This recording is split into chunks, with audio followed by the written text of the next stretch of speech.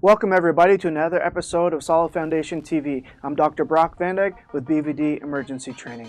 Today I have the honor of interviewing one of my students who has taken a class with me for many years, and she actually saved her son's life who's been choking twice.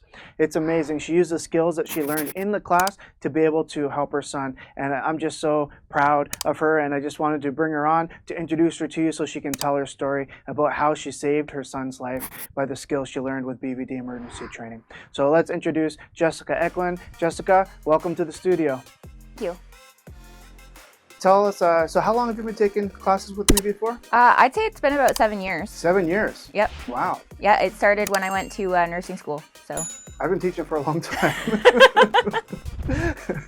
All right. Well, you know, I started teaching when I was in human kinetics as a student, and then I taught all the way through chiropractic college, and we're still teaching today.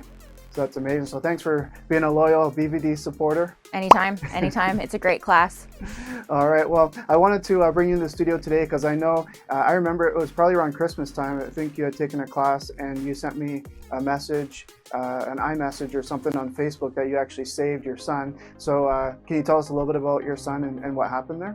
So we were at actually an Easter event, Okay. and so we had all gathered our plates and everything else, and then I was standing at the counter, and my mother-in-law called over, your son's choking. Oh, wow. And so in an instant almost, my brain, okay, I need to go around. You know, I asked him, are you really choking? Are you really choking? He's nodding. You know, he can't make any noise. So I quickly, I actually didn't do the thrusts, the back blows first. I went straight to thrusting. The very first thrust. The abdominal thrust. Yeah, went right the abdominal thrusts.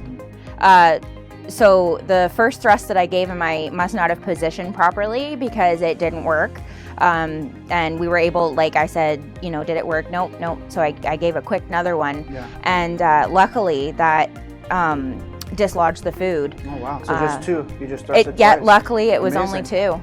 Yeah, wow. Because so we know that in the class that when someone is choking, that we're going to do 5 back blows. So we're going to lean them forward, flex them to 90 degrees if we can, or as far forward as they can go, hit them on their back 5 times, and then we're going to do abdominal thrusts. So you probably took the class before the back blows existed. Remember back when you first started getting taught, it was just abdominal thrusts alone. Yes. Yeah, and so the current research shows that abdominal thrust alone is sometimes not effective, and so we have to do back blows. So we start with 5 back blows on the chest, on the back, and then we do 5 abdominal thrusts, and we keep repeating between 5 back blows and 5 abdominal thrusts now.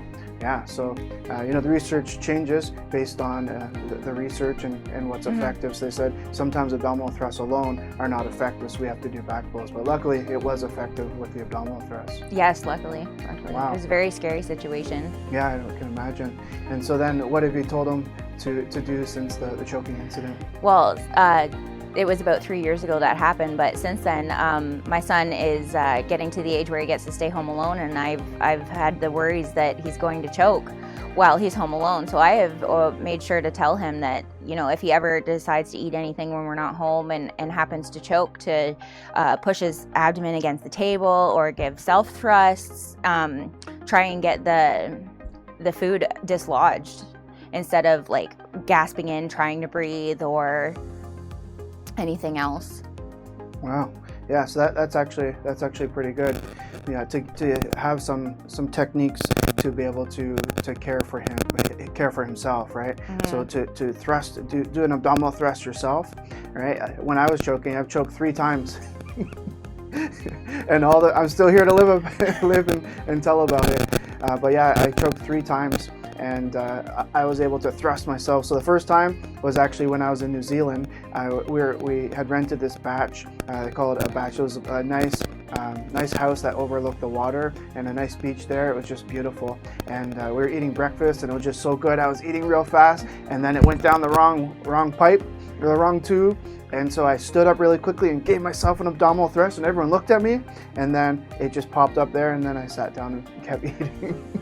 And then the next time was when, the next time was driving, and I was driving, and I was eating, and then all of a sudden I just started to choke. And so while I was sitting down, I gave myself an abdominal thrust, and then it popped up. And then the third time was actually at a funeral. Bad place to choke. So I was sitting down, and then I just needed that last piece of chicken, right? So I grabbed it, and it was dry. Oh, it was dry chicken, and it went to the back of my throat, and you could just feel like it's going back there. And so I stood up really quickly, and I was choking, and so I gave myself an abdominal thrust with both hands, and then it popped up, and everyone looked at me, and then I stretched. I pretended like I was stretching, had to stretch my spine out, and then everyone's like, oh, okay. Yeah. So has he only choked once, or No. or a couple times? In total, we've had 3. I was only present for 2, though. The second time I was present actually was just a couple weeks ago now, and we were sitting at home, and again, the same situation happened. He was eating, and he started choking, and he started grabbing his neck and ran over to me almost immediately.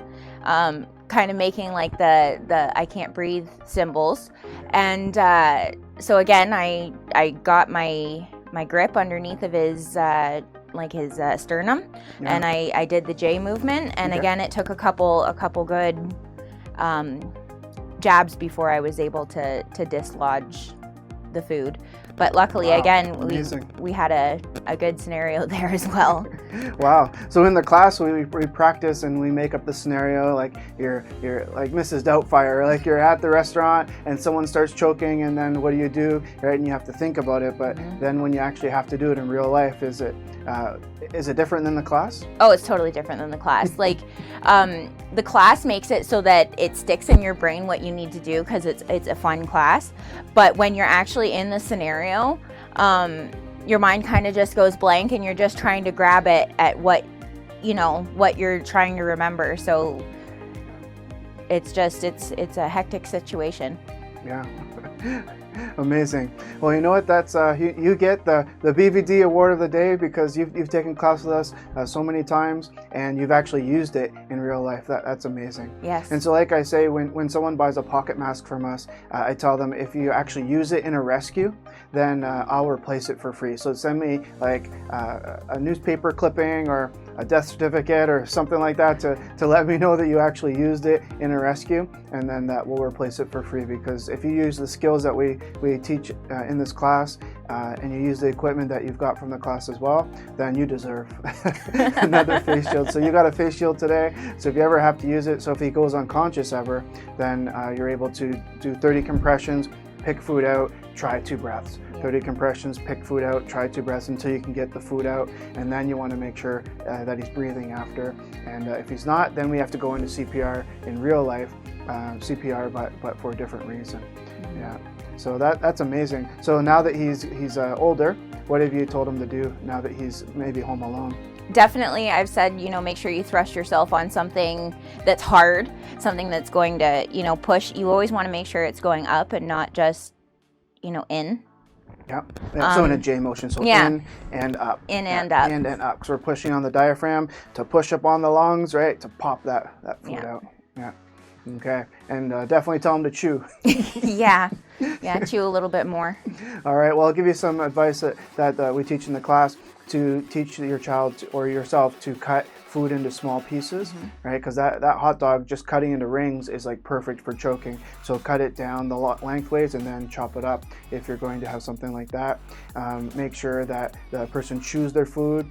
We tell you that if you're drinking alcohol that could relax the body, then not to eat with that. As well. So, you have to maybe eat first and then you can drink, but combining the two when you kind of relax the airway is not that good. And so those are some techniques that you can use, but make sure you chew your food because that's why we have teeth. All right, well, I'm so glad that you've been able to use some of the skills that I've taught you over the years, and you're just absolutely amazing. So you get the Mom Award of the Day. Thank you very much, Brock. All right, well, thanks for joining me in the studio today, Jessica. And for Alan, he used to be little Alan, now he's big Alan. He's a big boy now, but make sure you chew that food, Alan. And your mom will keep training to be the best mom that she can. And thanks for coming to the class today. All right, well, this has been another episode of Solid Foundation TV, and this is Dr. Brock from BVD Emergency Training signing off. See you later.